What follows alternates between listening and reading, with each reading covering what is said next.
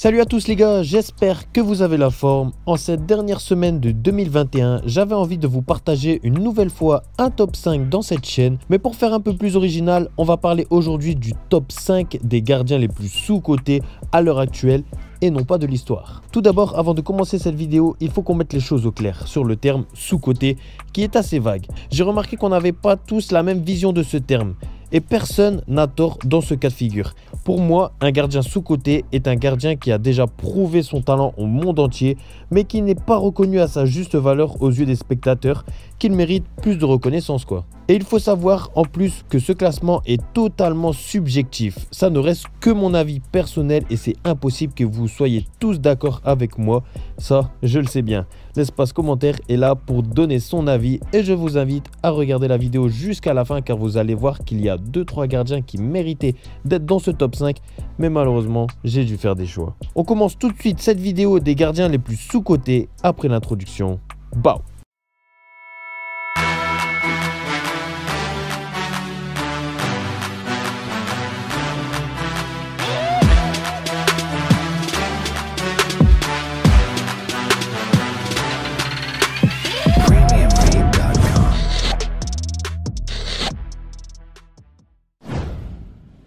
Péter Gulaksi. Ce gardien hongrois qui est incontestablement le meilleur joueur et la star de sa sélection est clairement un gardien très méconnu du public mais qui est pour autant doté d'un grand talent.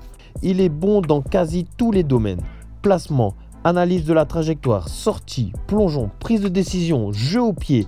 C'est un gardien qui enchaîne les bonnes performances grâce à sa régularité et sa concentration qui lui permet de ne quasi jamais faire d'erreur en match. Il joue à Leipzig depuis 2015 où il a commencé en deuxième division cette année-là qui s'est terminée par la suite par une montée en Bundesliga à la fin de la saison. Dès 2016, à sa deuxième année à Leipzig et première dans le championnat de Bundesliga, il a été 4 fois en 5 ans sur le podium du championnat. Pas mal pour un récent club promu. Le fait qu'il fasse l'unanimité dans ce club n'est pas un hasard non plus. En 180 matchs de Bundesliga, il a encaissé 201 buts et réalise 59 clean sheets. Ayant également de l'expérience dans le haut niveau comme la Ligue des Champions, il est capable d'être bon dans des grands matchs comme par exemple au Mondial 2021 où son équipe a failli se qualifier dans le groupe de la mort. Le fait qu'il ait un style de jeu très simpliste et pas du tout spectaculaire lui empêche certainement d'être visible au monde entier. Forcément, les médias ne vont pas mettre en avant ce qui n'est pas spectaculaire, mais comme dit le proverbe, simplicité, efficacité. Et c'est totalement ce qu'on veut d'un gardien de haut niveau. Il dispose également d'une stat assez correcte de penalty arrêtés. Il en a arrêté un quart en moyenne. Edouard Mendy. Vous le connaissez tous, plus besoin de le présenter. J'avais fait une vidéo entière sur son parcours tellement atypique qui vaut le coup d'œil. Il est juste en haut, en I. Ce gardien sénégalais parti de rien pour ensuite soulever le trophée prestigieux de la Ligue des Champions quelques années plus tard est une preuve qu'il est doté d'un talent et d'une persévérance incroyable que l'on doit respecter. Après 2 ans à Reims puis 1 an à Rennes, il a toujours montré son assurance et son charisme en match qui lui ont permis d'être toujours décisif. Depuis 2020, en signant chez les Blues, c'est là qu'il devait montrer au monde entier qu'il a l'étoffe d'un gardien de classe mondiale. Et il nous l'a tous prouvé. Dès sa première année chez les Blues, il fait gagner la coupe aux grandes oreilles à son club. Il continue encore d'être décisif cette année. Comme quoi, ce n'est pas de la chance qu'il est ici au plus haut niveau, mais grâce à son talent et à sa détermination. Et aujourd'hui, s'il est dans ce classement, c'est que j'ai l'impression qu'il n'est pas reconnu à sa juste valeur. Prenez l'exemple du trophée Yashin, l'équivalent du ballon d'or des gardiens. Donnarumma l'a remporté grâce en partie à ses superbes prestations à l'Euro 2020. Mais Mendy, lui, international sénégalais, ne peut pas participer à l'Euro. Donc déjà, pas très équitable comme argument. Mais à part ça, citez-moi un gardien qui a été meilleur qu'Edouard Mendy tout au long de l'année 2021. Un seul. Eh ben non. Personne n'a été plus impressionnant et décisif qu'Edouard Mendy. En tout cas, Mendy à Chelsea, c'est 49 matchs pour 38 buts encaissés. Puis en Ligue des Champions, il dispose pour le moment d'une stat incroyable de 17 matchs joués pour seulement 4 buts encaissés et 13 clean sheets, soit 3/4 de ses matchs sans se prendre de but. C'est complètement fou. Même si techniquement, il n'est pas le meilleur, Il a cette capacité à surprendre l'adversaire et même nous, parfois, on se dit que le ballon va rentrer dans le but, mais au dernier moment, la main de Mendy vient s'interposer. Il se sert également de sa grande taille pour pouvoir faire ses arrêts et sa prise de décision est très souvent juste qu'il tire beaucoup de situations à son avantage. Jan Oblak. Ce gardien est selon moi le meilleur gardien du monde actuellement. Et là je suis sûr que vous allez m'insulter en commentaire en me disant que c'est Neuer ou Edouard Mendy ou un autre.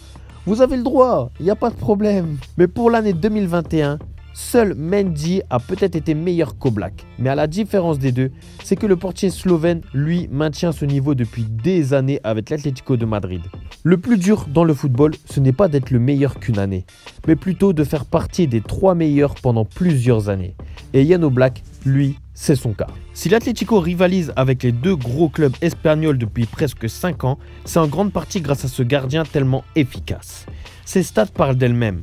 En 250 matchs de Liga, il n'a encaissé que 168 buts avec 128 clean sheets. Plus de la moitié de ses matchs de championnat se sont soldés par un clean sheet, c'est-à-dire un match sans se prendre de but. C'est complètement incroyable. Réussir à maintenir des stats aussi folles depuis plus de 7 ans, ça force le respect. Et tout ça, il le doit en partie grâce à son talent. En plus d'être dans une équipe à vocation défensive, Oblak est un gardien très serein et surtout très intelligent dans son placement et sa prise de décision. Il ne fait jamais d'erreur. Et tout ce qu'il fait, c'est simple et efficace. Doté d'une surprenante vitesse d'exécution, en plus de son placement, il est capable d'arrêter n'importe quel ballon sur sa ligne. Son année 2021 a été remarquable puisqu'il a été élu meilleur gardien du championnat espagnol lors de la saison 2020-2021 et ce n'est pas la première fois qu'il a obtenu cette reconnaissance. Mais comme Mendy, beaucoup de gardiens ne reconnaissent pas Oblak comme l'un des meilleurs gardiens du monde car il ne fait pas d'arrêt spectaculaire comme Manuel Neuer ou Ter Stegen. Alors que, croyez-moi, ce gardien est le plus efficace et décisif du monde. Unai Simón.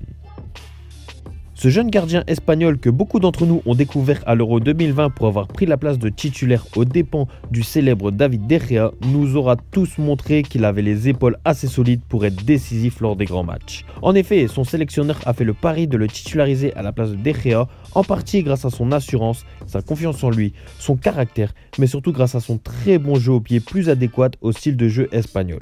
Malgré son erreur face à la Croatie, il a su très vite se remettre en question et se reconcentrer sur le match pour pouvoir être encore décisif et inverser la vapeur. Et ça, c'est digne des grands gardiens au mental solide. Unai Simón a gravi les échelons étape par étape dans le club de l'Athletic Bilbao.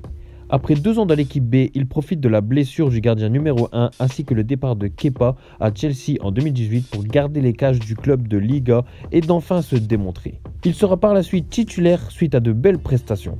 Il possède également des stats assez satisfaisantes pour son âge avec son club puisqu'en Liga, il aura joué 98 matchs pour 98 buts encaissés. En plus de son superbe jeu au pied, c'est un gardien doté de très bons réflexes mais surtout d'une mobilité et coordination incroyable. S'il arrive à toujours être bien placé dans n'importe quelle situation, avec sa mobilité et ses appuis rapides, nul doute qu'il fera des ravages par la suite. N'oublions pas qu'il a tout de même que 24 ans et qu'il a tout d'un bel avenir devant lui. Yann Sommer. Et voici selon moi le gardien le plus sous-coté à l'heure actuelle. Le gardien suisse du Borussia Mönchengladbach a montré tout l'étendue de son talent ainsi que sa régularité au haut niveau depuis 8 ans. Il a même montré lors de l'Euro 2020 avec la Suisse qu'il est tout à fait capable d'être décisif au très haut niveau et qu'il sait très bien gérer la pression. Et c'est ce qu'il s'est passé contre la France puisqu'il a sauvé son équipe lors des tirs au but. Défendant les couleurs du Borussia Mönchengladbach depuis 2014, il s'est vite fait une place dans ce club pour ensuite être une pièce majeure de ce club. Jouant la Ligue des Champions lors de ses premières années sous ses couleurs, le club a rapidement sombré pour devenir depuis quelques années une équipe assez banale du championnat allemand. Et c'est bien dommage pour Yann Sommer car il mérite amplement de jouer la Ligue des Champions chaque année. Doté d'une taille moyenne, assez petite je dirais même, et d'une corpulence assez mince, il compense cet a priori par de très bons réflexes et techniques de balle. À l'instar de Navas par exemple. Il est lui aussi très mobile et il a une très bonne explosivité lors de ses sauts. Il a également une très bonne technique dans ses prises de balle, ses plongeons et est parfois redoutable sur sa ligne. Néanmoins, son irrégularité lors de ses matchs lui ont causé parfois quelques soucis. Et oui, il est parfois du genre à faire des erreurs techniques assez bêtes. Il est capable du meilleur, comme du pire. Toutefois, ça reste un super gardien, mais malheureusement, il n'a jamais été reconnu à sa juste valeur. Beaucoup le voient comme un gardien lambda, mais ne se rendent pas compte de son talent. Peut-être que la situation du club ne lui permet pas d'être assez mis en avant. Voilà les gars, c'est tout pour ce top 5. Sachez qu'il a été très difficile pour moi de choisir 5 gardiens de ce top, car il y a encore d'autres gardiens qui méritaient d'y être, comme par exemple Navas, que je trouve très sous-coté de la même façon qu'Oblak, et on ne se rend pas compte de sa valeur et de son talent. Il y a aussi des gardiens comme Schmeichel, qui est très bon et décisif avec le Danemark et Leicester. Il y a aussi des gardiens comme Anthony Lopez ou Mike Maignan qui sont assez sous-cotés, mais je trouvais qu'ils n'avaient pas leur place dans ce top 5. Le gardien polonais Szczęsny aurait très bien pu faire partie de ce top 5. Le gardien polonais a été très sous-coté il y a 1 an ou 2, mais cette année-là, je trouve que les gardiens de ce top 5 méritent plus sa place que Szczęsny. Et enfin, il y a des personnes sur Instagram qui m'ont mentionné le nom de Aaron Ramsdale comme étant un gardien très sous-coté. Mais je trouve qu'il est encore un peu tôt pour dire qu'il est sous-coté car c'est sa première véritable année dans le très haut niveau et a joué en compétition européenne. Si sa reconnaissance qu'on lui porte l'année prochaine est la même qu'aujourd'hui alors qu'il aura fait autant de prestations décisives que cette saison-là, là on pourra dire qu'il est sous-coté.